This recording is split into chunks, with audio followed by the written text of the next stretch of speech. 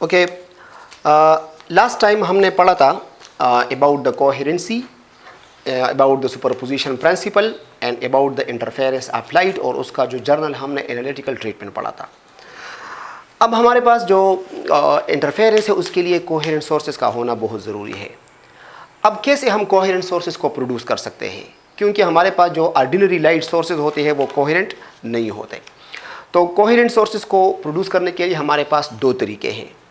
एक को हम कहते हैं डिवीजन ऑफ वेव फ्रंट, और एक को हम कहते हैं डिवीजन ऑफ एम्पलीट्यूड। तो इसके हम मुख्तलिफ केसेस पढ़ेंगे। अभी जो हम टॉपिक पढ़ रहे हैं, interference in thin film.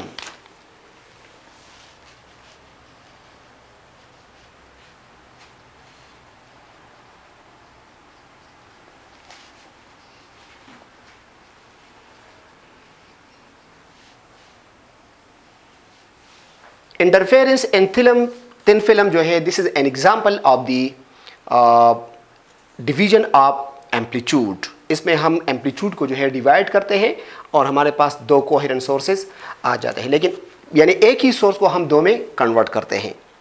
What is a thin film? A thin film is a thin layer of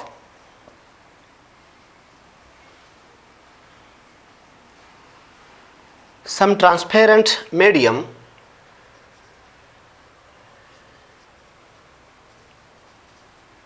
bounded by two transparent surfaces.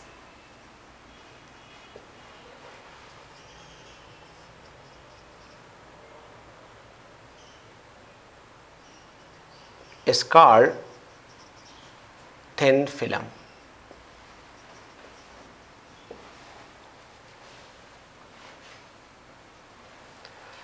For example, a thin sheet of glass or air or mica, तो इसको हम as a thin film ले सकते हैं। अच्छा, thin film interference के लिए जो कंडीशन है वो ये है कि हमारे पास जो थिकनेस ऑफ द फिल्म है that will be of the order of wavelength of the light which we use for the interference. अच्छा, हम डिस्कस करेंगे पैरेलल या यूनिफॉर्म थिकनेस थिन फिल्म, क्योंकि थिन फिल्म हमारे पास मुख्तलिफ किस्म के हो सकते हैं। एक वो थिन फिल्म होता है जिसका थिकनेस वेरिएबल होता है, ठीक है, मुख्तलिफ पॉइंट्स पर उसका थिकनेस मुख्तलिफ होता है, और एक वो होता है जिसमें थिकनेस जो है वो थ्रू आउट यूनिफॉर्म होता है। तो हम यहाँ पर यूनिफॉर्म थिन फिल्म को डिस्कस करेंगे। So let we have a thin film of some transparent medium like this.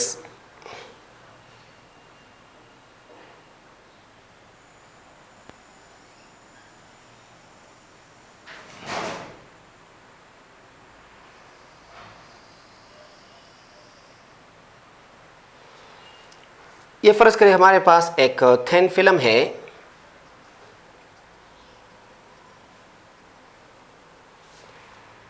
इसकी जो थिकनेस है वो है T is the thickness of the film, और इसका जो रिफ्रैक्टिव इंडेक्स है वो है म्यू। ऊपर भी हमारे पास एयर है और नीचे भी हमारे पास एयर है। Okay, this is the normal to the interface. एक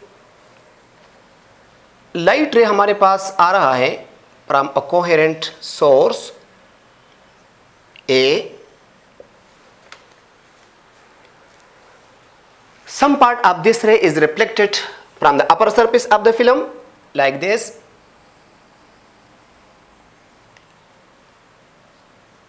and while some part is transmitted into the next medium like this.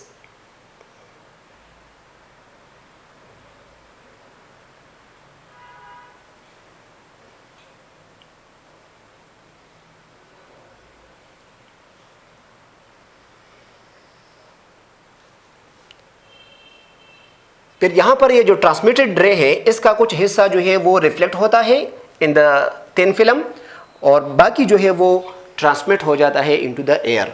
तो यहाँ पर जो रिफ्लेक्टेड है वो हम ड्रा करते हैं लाइक दिस, और यहाँ पर जो रे है वो फिर ट्रांसमिट होता है into the air and travel like this. So अब हमारे पास दो रेज आ गए हैं। Let we call this point as B, this point as E, this is C, this point is F and this point is D। तो हमारे पास दो पैरेलल रेज आ गए हैं। एक रे हमारे पास है BC और एक रे हमारे पास है BFDE।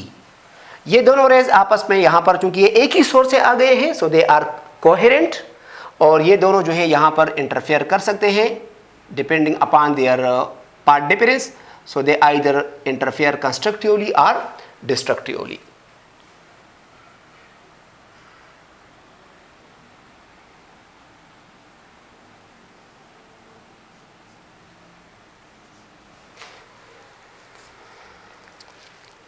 एक चीज आप जहन में रखें कि यहां पर हमारे पास जो नॉर्मल के साथ एंगल बन रहा है इस रे का, उसको हम कहते हैं एंगल ऑफ इंसिडेंस, और ये रे जो है ये भी आई के बराबर होगा क्योंकि angle of incidence is equal to angle of reflection. So ये दोनों एंगल्स आपस में बराबर होंगे। अच्छा, यहां से हम एक परपेंडिकुलर ड्रॉप करते हैं BC के ऊपर like this, and we call this point as H। अच्छा, ये जो हमारे पास एंगल बन रहा है ये भी आई के बराबर है।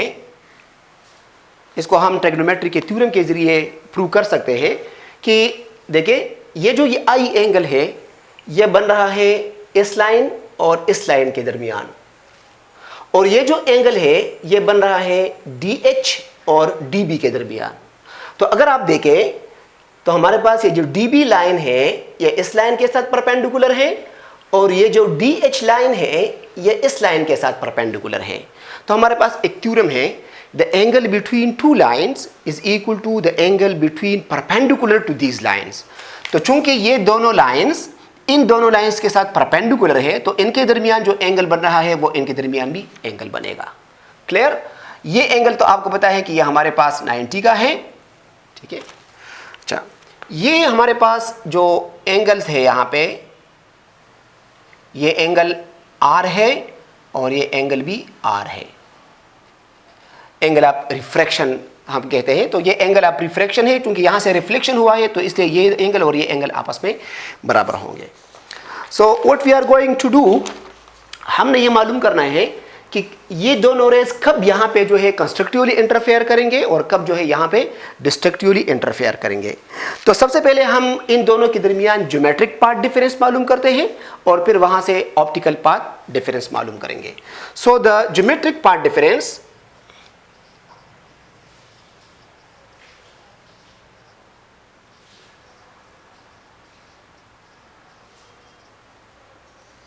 वो हमारे पास बराबर होगा, geometric path difference will be equal to BF plus FD minus BH। देखो पॉइंट H और पॉइंट D के दरमियान दोनों रे जो है वो इक्वल डिस्टेंसेस कवर कर रहे हैं। तो हमारे पास जो रे नंबर DE है, ये वाला रे जो है ये कितना ज़्यादा डिस्टेंस कवर कर रहा है, this one BF plus FD, और साथ में जो रे नंबर 1 है वो भी यहाँ पर एक एक्स्ट्रा डिस्टेंस कवर करता है। तो इस पॉइंट के दरमियान दोनों रे जो है सेम डिस्टेंस कवर कर रहे हैं, तो इसलिए इनके दरमियान जो पार्ट डिफरेंस होगा वो होगा ये और ये, यानी इन दोनों को हम प्लस करेंगे, ये इसका जो एक्स्ट्रा डिस्टेंस है और ये इसका जो एक्स्ट्रा डिस्टेंस है। तो इसलिए हमारे पास जो ज्योमेट्रिक पार्ट डिफरेंस होगा वो होगा BF plus FD and minus BH। ये रे नंबर 2 के लिए है और ये रे नंबर 1 के लिए है। अब हमारे पास जो